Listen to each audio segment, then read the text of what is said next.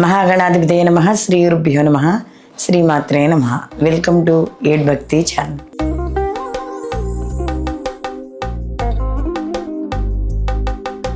ఈ డిసెంబర్ 2025 సంవత్సరంలో ఈ ద్వాదశ రాశుల వారికి శుభాశుభ ఫలితాలు ఎలా ఉంటాయి అని తెలుసుకునే ముందర అసలు ఈ మాసం గ్రహస్థితి ఎలా ఉంది కానీ చూసుకుంటే రవి డిసెంబర్ 16 ధనుస్సు రాశిలోకి, అలాగే కుజుడు డిసెంబర్ 7 నుండి మనకి ధనుస్సు రాశిలోకి, తర్వాత బుధుడు వచ్చి డిసెంబర్ 12న వృశ్చికంలో ఉండి మళ్ళీ డిసెంబర్ 29 నుండి మనకి ఈ ధనుసు రాశిలోకి ప్రవేశించడం అనేది జరుగుతుంది.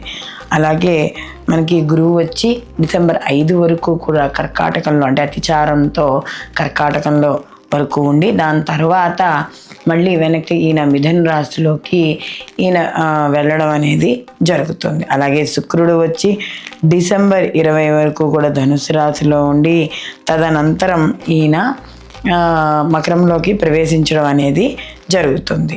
అలాగే శని భగవానుడు ఈ మాసమంతా కూడా మనకి మీనరాశిలో సంచారించడం అనేది జరుగుతుంది. అలాగే రాహుకేతులు కూడా రాహు కుంభంలోను, కేతు వచ్చి సింహరాశిలోను సంచారం చేస్తారు. కాబట్టి ఈ మాస గ్రహస్థితులు ఇలా ఉన్నాయి. కాబట్టి ఈ మాసంలో ఈ ద్వాదశ రాశుల వారు ఎలాంటి పనులు చేయాలి, ఎలాంటి పనులు చేయకూడదు, అలాగే ఎటువంటి నియమాలు పాటించడం ద్వారా శుభ ఫలితాలు పొందుతారు అనే విషయాన్ని తెలుసుకుందాం. ముందుగా మేషరాశి వారికి ఈ మాసంలో కానీ చూసుకుంటే వీళ్ళకి శుభాశుభ ఫలితాలు అనేవి కొంత అనుకూలంగా ఉన్నాయి అని చెప్పవచ్చు. వీళ్ళు చేసే వృత్తి, ఉద్యోగ, వ్యాపారాలలో వీళ్ళకి కొన్ని అనుకోని నూతన వ్యక్తుల యొక్క పరిచయాలు, ఆ పరిచయాల వల్ల వీళ్ళకు కొంత లాభాలు రావడం అనేది జరుగుతుంది. అలాగే ఎవరైనా వివాహాది శుభ కార్యక్రమాలు చేయాలనుకుంటే ఆ శుభ కార్యక్రమాల కోసం చేసే ప్రయత్నాలు ఫలించడం అనేది జరుగుతుంది. అలాగే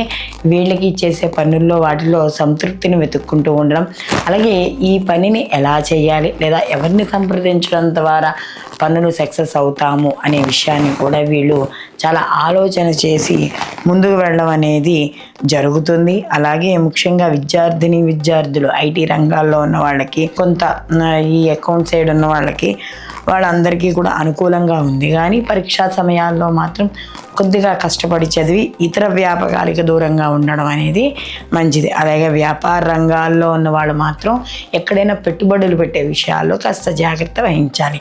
అలాగే ఎవరికైనా అప్పులు ఇవ్వడం లేదా వడ్డీలకు ఇవ్వడం ఇలాంటివి ఏవైనా ఉన్నా కూడా వాటి గురించి కూడా వాళ్ళ గురించి పూర్తిగా తెలుసుకుని వీళ్ళు అప్పులు ఇవ్వడం అనేది మంచిది. అలాగే కాస్త ఆర్థిక వ్యవహారాల పరంగా కానీ చూసుకుంటే వచ్చే ఆదాయం బాగున్నా కూడా రావాల్సిన బాకీలు కాస్త ఆలస్యం అవ్వడం అనేది జరుగుతుంది. కాబట్టి ఎవరైనా బకాయిల రూపంలో వసూలు చేసుకోవాలనుకున్న వాళ్ళకి మాత్రం కొద్దిగా ఆలస్యం అనేది జరుగుతుంది. అలాగే ఇక్కడ ముఖ్యంగా ఎవరైనా పెద్దల యొక్క ఆస్తులు, లేకపోతే ఏమైనా భార్యాభర్తల విషయాలు, ఏదైనా గొడవలు, ఇలాంటివి కోర్టు వ్యవహారాలు వాటికి సంబంధించి ఏమైనా ఉన్నా కూడా వాటిల్లో కొంతమందికి అనుకూలంగా తీర్పు రావడం అనేది జరుగుతుంది.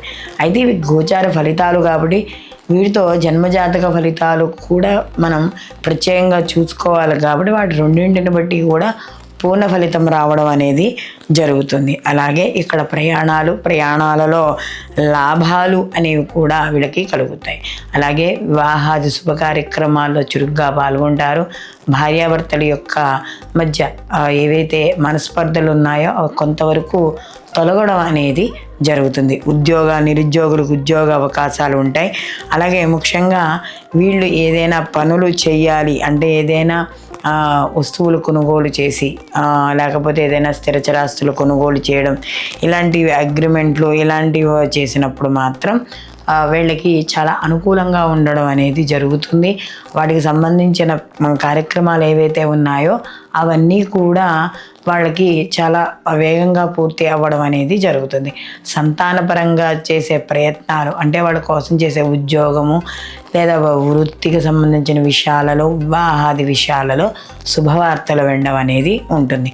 మొత్తం మీద ఈ రాశి వాడికి కానీ చూసుకుంటే కాస్త అనుకూలంగానే ఈ మాసం ఉంది. కాబట్టి ఏదైనా సాగిపోయిన పనులు ఏమైనా ఉంటే అవి పూర్తి చేసుకోవడం అనేది మంచిది. అలాగే మేషరాశి వాళ్ళు ఈ మాసం ముఖ్యంగా అంటే డిసెంబర్ 5 నుండి మళ్ళీ గురువు వెనక్కి ప్రవేశించడం అనేది జరుగుతోంది కాబట్టి 3వ ఇంట్లోకి వస్తాడు కాబట్టి కాస్త వీళ్ళు దత్తాత్రేయుల యొక్క ఆరాధన అనేది తప్పనిగా చేసుకోవడం అనేది మంచిది.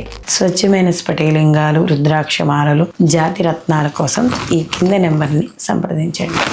సర్వేజన సుఖనో భవంతు. లోకా సంస్థ సుఖనో భవంతు.